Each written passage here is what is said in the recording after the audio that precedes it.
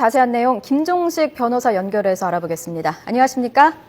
네, 안녕하세요. 네, 국정원은 아로 회원들의 이른바 합정동 모임을 녹음을 해서 내란 음모 혐의의 결정적 증거로 내세우고 있는데요. 그동안 이 녹취록의 증거 능력을 놓고 논란이 있었죠? 네네, 지금까지 이렇게 공판이 30회가 진행이 되었는데요. 네. 대부분 뭐 증거 능력 유무를 가지고 이제 심리가 진행이 됐습니다. 이에 관련해서 이제 변호인단이 이제 증거 능력이 없다라는 주장을 여러 가지 주장을 했는데, 네. 통신비밀보호법상에 이 영장을 집행할 수 있는 기관은 수사기관이거나 아니면 뭐 관련 통신회사들 이렇게 제한이 돼 있습니다. 네. 이런 부분을 제보자인 사인이 영장을 집행할 수 있는지 이 부분이 좀 논란의 여지가 많이 있었고요. 또 예. 영장의 어떤 집행 범위가 이게 실제 그 감청이 된 부분과 벗어나는 것은 아닌지, 녹취 파일과 녹취록의 내용이 차이가 있는 부분이 증거 능력이 없는 건 아닌지, 네. 뭐 여러 가지 좀 증거 능력에 관련해서 논란이 있었고요. 1심에서 일단 1차적으로 증거 능력에 대한 결정을 했지만 이 부분에 네. 대해서는 항소심이나 대법원까지 계속해서 아마 문제가 지속되지 않을까 싶습니다. 예. 그런데 일단은 뭐 증거로 채택이 됐으니까 재판부가 검찰의 손을 들어준 것이다. 이렇게 볼 수도 있을까요? 네네, 맞습니다. 지금까지 뭐 여러분들께서 이제 이 재판의 쟁점이 뭔지를 판단을 하실 때, 예. 이 아로 모임에 대한 어떤 그 증거 녹취록을 증거 능력이 인정이 돼서 인정이 될 것인지, 그게 1차적인 핵심이다라고 많이 말씀을 하셨고요. 예. 또 이에 관련해서 이제 지금까지 증인 뭐 81명의 증인이 신청이 돼서 증거 능력이 있는지 없는지를 판단하는 증인으로 이제 심리가 진행이 되었기 때문에, 네. 이 녹취록 부분이 47개 파일 중에서 32개 정도, 상당수가 이제 특히 이제 내란 음모 부분에 관련된 핵심적인 녹취록이 증거로 인정이 되었기 때문에, 네. 1차적으로 어떤 수사기관과 검찰 측에 좀 유리한 상황이 아닌가 싶습니다. 네. 그렇다면 재판에 어느 정도나 영향을 미칠 거라고 보십니까? 네. 만약에 이게 증거 능력이 인정되지 않았다면 검찰은 뭐 본 게임이 들어가기도 전부터 이제 좀 불리한 상황으로 시작이 되었을 텐데요. 네.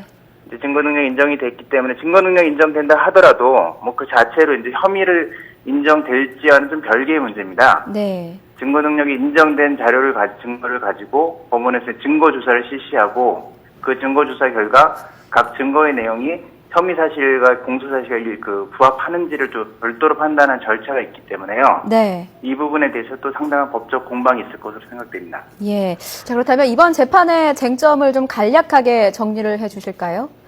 네.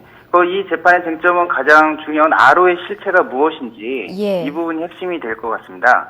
이게 단순히 이석기 의원의 개인적인 모임인지 아니면 통합진보당 당원의 뭐 단순한 모임인지 그게 아니라 이게 어떤 북한과 연계된 지하 혁명 조직인지 네. 또 이런 부분에 대한 부분이 가장 쟁점이 되지 않을까 싶습니다. 예, 그렇군요. 자, 재판부는 뭐 집중 심리로 가급적 빨리 결론을 내린다는 방침인데 언제쯤 결과가 나올 것으로 예상하십니까? 네, 이게 뭐 집중 심리가 되면 원칙적으로 매일 심리가 진행이 되게 돼 있고요. 예. 현재 담당 재판부도 일주일에 4회를 이렇게 공판을 진행하는 걸로 알고 있는데 예. 이게 그 녹취 파일을 다 듣는데 한 7일 정도, 2주 정도 소요가 될 것 같습니다. 2주, 예. 네네. 그리고 나서 증거조사를 이렇게 뭐 빠듯하게 진행을 하게 되면 예. 한 2월 중에는 판결이 선고가 가능하지 않을까 싶고요. 예. 또 이게 또 구속사건의 경우에는 이제 구속기간의 제한이 있기 때문에 예. 이게 뭐 늦어도 3월 초에는 결론이 나야 되기 때문에 네, 한 2월 뭐 말경을 전후로 해서 판결이 선고되지 않을까 싶습니다. 네, 그렇군요. 자, 재판 결과 이 헌법재판소에서 진행 중인 위헌 정당 해산 심판 청구 사건에도 영향을 줄 것으로 보십니까?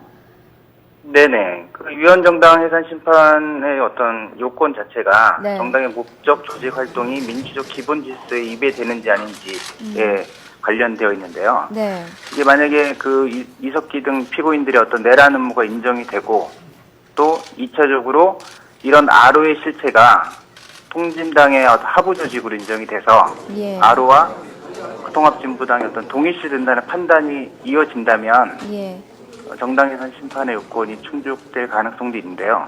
또 두 가지가 다 인정된다 하더라도 네. 또 이게 헌법재판소에서 이제 판단할 때는 또 헌법상 비례 원칙이 작용을 해서 과연 이 통합진보당의 어떤 위헌적인 부분이 있다 하더라도 얼마나 실질적인 위험이 있는지 또 이런 부분까지 감안을 해서 판단이 이루어지지 않을까 싶습니다.